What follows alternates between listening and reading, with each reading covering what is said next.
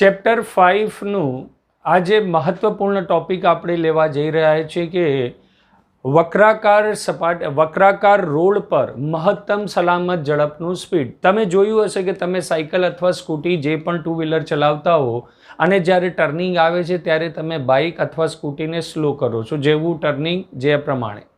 અથવા રેસમાં તમે જોયું હશે કે રેસિંગ ટ્રેક ઉપર જ્યારે બાઇક બહુ સ્પીડથી દોડતી હોય ત્યારે એ લોકો સ્લો ન કરે ત્યારે એ ટર્નિંગ ઉપર થોડાક બેન્ડ થતા હોય છે, જે તરફ ટર્નિંગ લેવાનું હોય છે. તો અહીંયા બે પ્રકારના પ્રશ્નો બને છે. એમાં સૌથી પહેલો પ્રશ્ન જે બને છે આ પ્રકારનો બને છે કે સમતલ વક્રાકાર રસ્તા પર, સમતલ એટલે આપણા ઘરની આજુબાજુ જે ટર્નિંગ હોય છે એ ટર્નિંગ સમતલ વક્રાકાર હશે કે એક જ હાઇટ ઉપર ટર્નિંગ આવી જાય. જ્યારે એક્સપ્રેસ હાઈવે ઉપર તમે જતા હશો તો ટર્નિંગમાં તમે જોશો કે અંદરનો ભાગ થોડોક અંદર હશે અને બહારનો ભાગ ઊંચો હશે. એ અલગ પ્રકારના સમતલ ટર્નિંગ ન કહેવાય. એ પ્રશ્ન આપણો બીજો હશે. તો સમતલ વક્રાકાર રસ્તા પર વાહનની મહત્તમ સલામત ઝડપનું સૂત્ર મેળવો. કે એક ટર્નિંગ પર્ટિક્યુલર એક ત્રિજ્યા બને છે. એ ત્રિજ્યા ઉપર જો તમને સ્લીપ ન થવું હોય, નાનપણમાં નિશ્ચિત રૂપથી ફૂલ સ્પીડમાં સાયકલ ચલાવી હશે અને થિયોરી ખ્યાલ નહીં હોય તો ફૂલ સ્પીડે જો ટર્ન લેતા હશું તો આપણે અંદરની તરફ પડી જતા હશું, જેને ઓફ ધ ટ્રેક કહેવાય છે.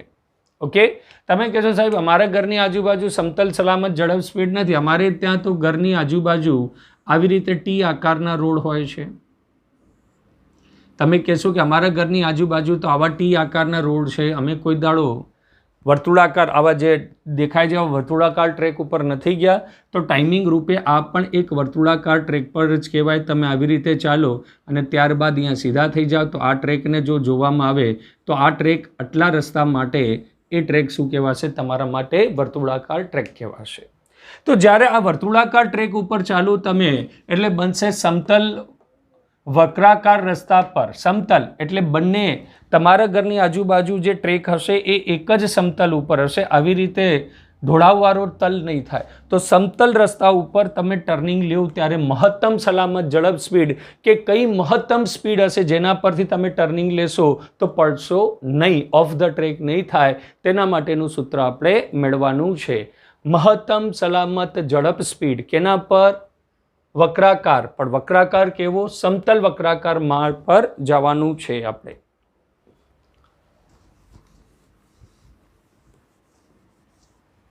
અહીંયા જે આકૃતિમાં તમને દેખાડ્યું છે સમતલ વક્રાકાર માર્ગ ઉપર, અહીંયા તમારી પાસે આ વાહન છે. અહીંયા તમારી પાસે વાહન છે. વાહન v વેગથી જઈ રહ્યું છે. ત્યારે કેન્દ્ર તરફ જે વર્તુળાકાર માર્ગ છે તેના કેન્દ્ર ઉપર એક બળ લાગે છે જેને એફસી કહેવાય છે, કેન્દ્રગામી બળ. કેન્દ્રગામી અને કેન્દ્ર ત્યાગી. અત્યારના જે બળની ચર્ચા કરીએ છીએ કેન્દ્રગામી બળ છે. કેન્દ્રગામી કેન્દ્ર તરફ અને કેન્દ્ર ત્યાગી કેન્દ્રથી દૂર તરફનું બળ. તો અત્યારના કેન્દ્ર ત્યાગી બળ છે વાહન ઉપર એફસી લાગે છે. આપણે એની સમજૂતીનું જે બીજો ડાયાગ્રામ છે, અહીંયા તમારી પાસે વાહન છે. વાહનનું વજન ક્યાં લાગે છે? નીચે તરફ લાગે છે. અને કેન્દ્ર તરફ કેન્દ્રગામી બળ પણ લાગે છે. અને એફએસ એટલે સ્થિત ઘર્ષણ. તમે કહેશો કે વાહન ગતિમાં છે તો સ્થિત ઘર્ષણ કેમ? તો વાહનને ચલાવવા માટે જે વાહન આગળ જતું હોય તો જે ઘર્ષણ પાછળ લાગતું હશે એ ગતિક ઘર્ષણ વાહનને ચલાવવા માટે હશે. જ્યારે આ એફએસ લાગતું હશે એ વસ્તુના કેન્દ્ર તરફ હશે. ક્યાં હશે? માર્ગના કેન્દ્ર તરફ હશે, જે ટ્રેક ઉપર વાહન રહે તે માટે લાગતું હશે. એટલે એક પ્રશ્ન બની શકે કે અત્યારના કેટલા ઘર્ષણ બળ લાગતા હશે? વર્તુળાકાર માર્ગ ઉપર 2 લાગતા હશે. ગતિક ઘર્ષણ જે વાહનને આગળની દિશામાં ચલાવવા માટે મદદરૂપ થશે. અને બીજું, વાહન ટર્ન ઉપર ફંગોળાઈ ન જાય, ફેંકાઈ ન જાય, ઓફ ધ ટ્રેક ન થાય તેના માટે કેન્દ્ર તરફ એક બળ લાગતું હશે જેને તમે શું કહેશો? એફએસ, સ્થિત ઘર્ષણ. તો જરૂરી કેન્દ્રગામી બળને ઇન ધ ટ્રેક કરવા માટે જે બળ લાગતું હશે એફએસ લાગતું હશે.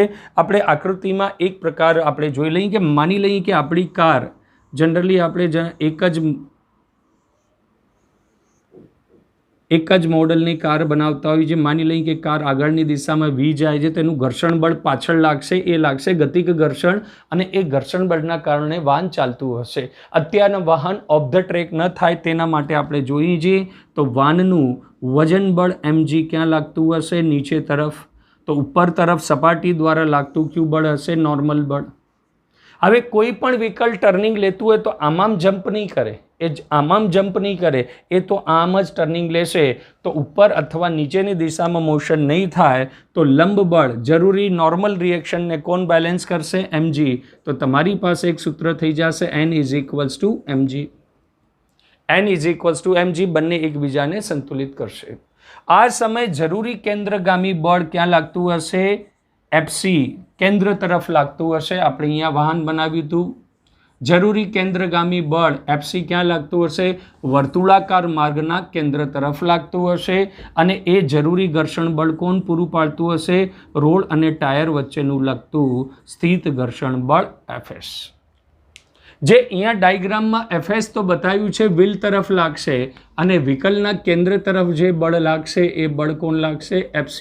આ બંને બળ એકબીજાની જરૂરતોને પૂરા કરશે. જો FC વધી જાય, FC નું મૂલ્ય વધી જાય તો કેન્દ્ર તરફ વધુ બળ થશે. તમે ખ્યાલ હશે કે નાનપણમાં ફૂલ સ્પીડે ટર્નિંગ લીધો હશે તો તમે અંદરની તરફ જ પડ્યા હશો.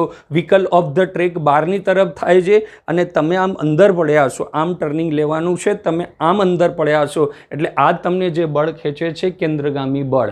જ્યારે અહીંયા તમે અંદરની તરફ પડો છો તો અહીંયા જે ઘર્ષણ છે એ જો પૂરતું ન મળે તો તમે ઓફ ધ ટ્રેક થાવ છો, એટલે અંદર લાગતું કેન્દ્રગામી બળ કોણ સંતુલશે? FC. તો FC જો વ્યવસ્થિત FC કરતા FS કરતા, એટલે કેન્દ્રગામી બળ FS કરતા ખૂબ ઓછું હશે, ઠીક છે, તો સંતુલિત રહેશો. પણ FC વધુ જશે અને FS ઓછું થઈ જશે તો તમે ઓફ ધ ટ્રેક થશો. અને મહત્તમ સલામત માટે શું થઈ જશે? FC is equals two FS હોવું જોઈએ. FC is equals two FS હોવું જોઈએ. હવે આને આપણે FCની સૂત્ર mv²/r, જ્યાં m વ્હીકલનું દળ, v એનો વેલોસિટી અને r વર્તુળાકાર માર્ગ વર્તુળાકાર માર્ગનો રેડિયસ છે, ઇઝ ઇક્વલ્સ ટુ શું થઈ જશે? Mu mg. મહત્તમ સલામત માટે જરૂરી છે કે આનેથી વધારે કંઈ થયું તો ઓફ ધ ટ્રેક થશે. એટલે મહત્તમ સલામત માટે જરૂરી છે કે કેન્દ્રગામી બળ બરાબર સ્થિત ઘર્ષણ બળ હોવું જોઈએ. કેન્દ્રગામી બળનું મૂલ્ય થશે mv²/r is equals to mu mg. m થી m કેન્સલ થશે, ચોકડી ગુણાકાર થઈ જશે. vmax is equals two v² is equals to mu, m થી m કેન્સલ, મ્યુ rg થશે, સ્ક્વેર જશે એટલે અંડરવુડ લાગી જશે.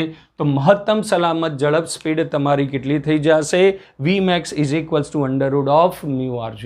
જો સલામત ઝડપ આનેથી વધુ હશે તો ઓફ ધ ટ્રેક થઈ જશો. ઓફ ધ ટ્રેક એટલે ટ્રેકથી ફંગોળાઈ અને તમે અંદર તરફ પડશો અને પછી વ્હીકલ બહાર તરફ જાય છે.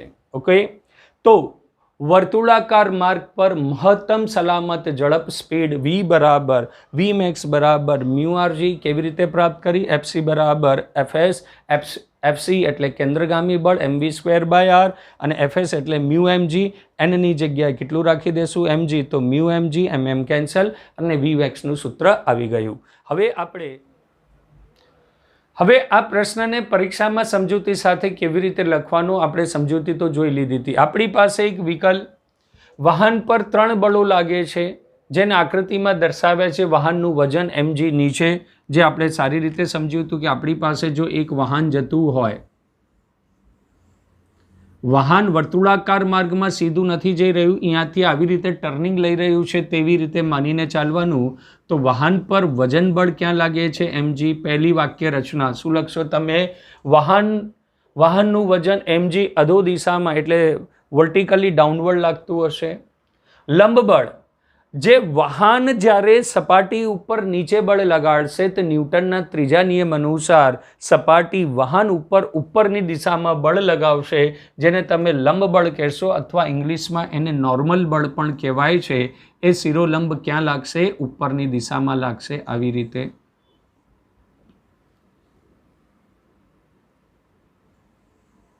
એ શિરોલંબ ઉપરની દિશામાં કાર્ય કરશે, જેને તમે કહેશો લંબ બળ એન. 3 બળમાંથી 2 બળ વિશે તમે ચર્ચા કરી લીધી કે વજન બળ ક્યાં લાગશે, mg નીચે લાગશે, લંબ બળ ઉપર લાગશે, રસ્તાની સપાટી ઉપર લંબ બળ લાગે છે. ઘર્ષણ બળ F બરાબર મ્યુએસ રસ્તાને સમાંતર લાગે છે. અહીંયા જ ઘણા બધા વિદ્યાર્થીઓને કન્ફ્યુઝન થાય છે કે સ્થિત ઘર્ષણ કેમ લેવાનું. તો આપણે ગતિ આ દિશામાં છે, ગતિક ઘર્ષણ એની વિરુદ્ધ દિશામાં છે, તે ઘર્ષણની વાત નથી કરતા. રોલને સમાંતર જે બળ લાગશે એ બળ આ દિશામાં લાગશે, જેને તમે કહેશો Fs, સ્થિત ઘર્ષણ બળ. અને સ્થિત ઘર્ષણ બળનું મૂલ્ય તમને ખ્યાલ છે, F is equals to mu N, અને n બરાબર mg હોવાથી F is equals to mu S. સ્થિત ઘર્ષણ nની જગ્યાએ આપણે શું રાખી દઈશું, mg. એટલે ઘર્ષણ બળનું મૂલ્ય તમારી પાસે થઈ જશે F is equals to mu S mg, જેની બારેમાં લખ્યું છે વાહન પર ઉર્ધ્વ દિશામાં કોઈ જ બળ ન લાગતું હોવાથી. વાહન પર ઉર્ધ્વ દિશામાં કોઈ જ બળ નથી, અહીંયા હોવું જોઈએ પરિણામી બળ.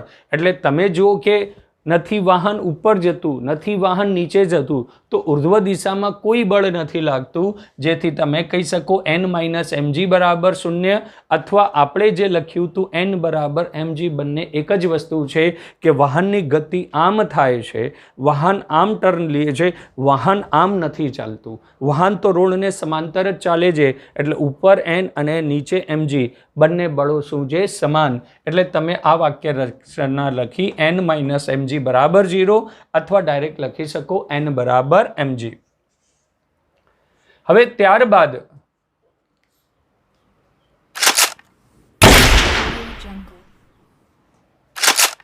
આપણે જોઈએ વર્તુળાકાર ગતિમાં જરૂરી કેન્દ્રગામી બળ રસ્તાની સપાટીને સમાંતર છે અંદરની તરફ, અને તે રસ્તા અને વાહનના ટાયર વચ્ચેના સંપર્ક બળ રસ્તાને સમાંતર ઘટક દ્વારા પૂરું પાડવામાં આવે છે. કેન્દ્રગામી બળ જે કેન્દ્ર તરફ વર્તુળાકાર માર્ગ ટ્રેકના અંદરની તરફ લાગશે, એ જ સમયે ટાયર અને રોડની વચ્ચે જે સમાંતર બળ છે એ જરૂરી બળ પૂરું પાડે છે, અથવા સંતુલિત કહે છે.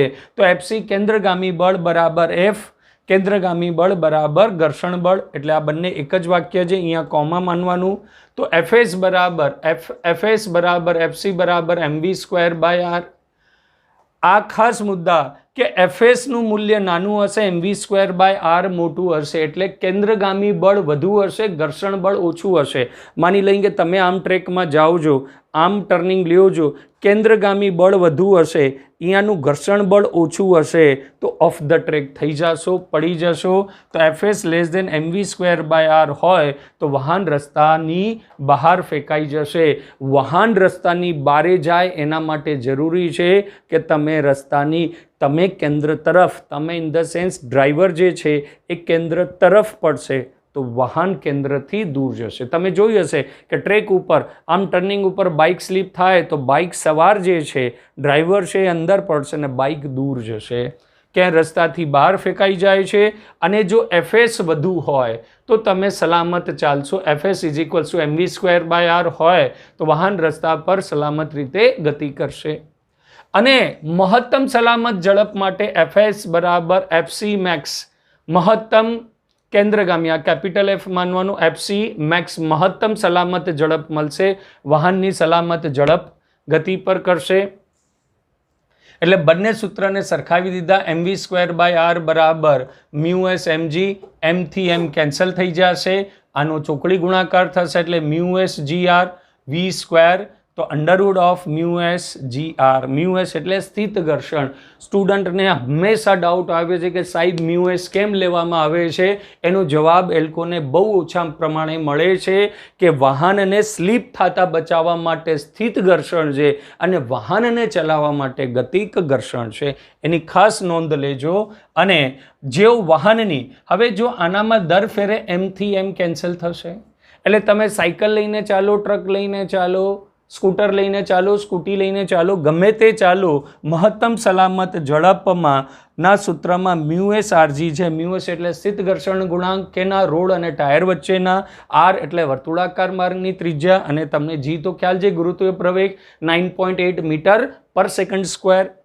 તો આનામાં સમજૂતી ધ્યાન રાખવાવાળી વાત શું છે કે મહત્તમ સલામત ઝડપ સ્પીડ વી મેક્સ બરાબર અંડરરૂટ ઓફ મ્યુ આરજી થાય છે, જેનામાં મ્યુએસ સ્થિત ઘર્ષણ ગુણાંક રોડ અને ટાયર વચ્ચેનું, આર વર્તુળાકાર માર્ગની ત્રિજ્યા અને જી ગુરુત્વીય પ્રવેગ થાય છે. અહીંયા સૌથી મહત્વપૂર્ણ પ્રશ્ન એ છે કે વાહનમાં સ્કૂટી હોય, સાયકલ હોય, કાર હોય, ટ્રક હોય કે વાહનની મહત્તમ સલામત ઝડપ એ વાહન અથવા પેસેન્જરના વાહનના દળ પર આધારિત નથી. Independence of the mass of vehicle. હું ફરીથી અહીંયા લખું છું V max. V max is equals to under root of mu S R G. V max બરાબર mu S under root of R G. R વર્તુળાકાર માર્ગની ત્રિજ્યા, capital R small R doesn't matter. આનામાં સ્મોલ એમ નથી એટલે વાહનનું દળ નથી. તમે કહેશો સાહેબ જે સ્પીડથી સાયકલ ટર્ન લઈ શકે છે એનાથી 4 ગણી સ્પીડ સહતમ સલામત ઉપર ટ્રક પણ આપણે બેન્ડિંગ લઈ શકીએ છીએ. એનાથી વધુ ટ્રક તો 40-50ની સ્પીડે ટર્નિંગ લઈ શકે, કાર પણ લઈ શકે, પણ બાઇક ક્યાં લઈ શકે છે? તો બેટા કોઈ એક નિયમથી આખી ઘટના નથી થતી. બાઇક તમારી 2 વ્હીલ ઉપર બેલેન્સ હોય છે, જ્યારે કાર 4 વ્હીલ ઉપર બેલેન્સ હોય છે. એટલે એ સમયે એ બેલેન્સિંગના કારણે સ્પીડમાં થોડોક ફરક આવે છે. પણ તમે જો 2 વ્હીલરનું દળ ધીમે ધીમે વધારો કે ધીમે ધીમે ઘટાડો તો વી મેક્સ એના પર આધારિત નહીં રહે, કેમ કે સૂત્રમાં એમ છે જ નહીં. એફસીમાં એમ અને એફએસ સ્થિત ઘર્ષણનું એમ હંમેશા કેન્સલ થશે, જેથી મહત્તમ સલામત ઝડપ સ્પીડ વાહનના દળ પર આધારિત નથી, સ્વતંત્ર છે. એવું એક વાક્ય અહીંયા તમને પરીક્ષામાં લખવાનું રહેશે.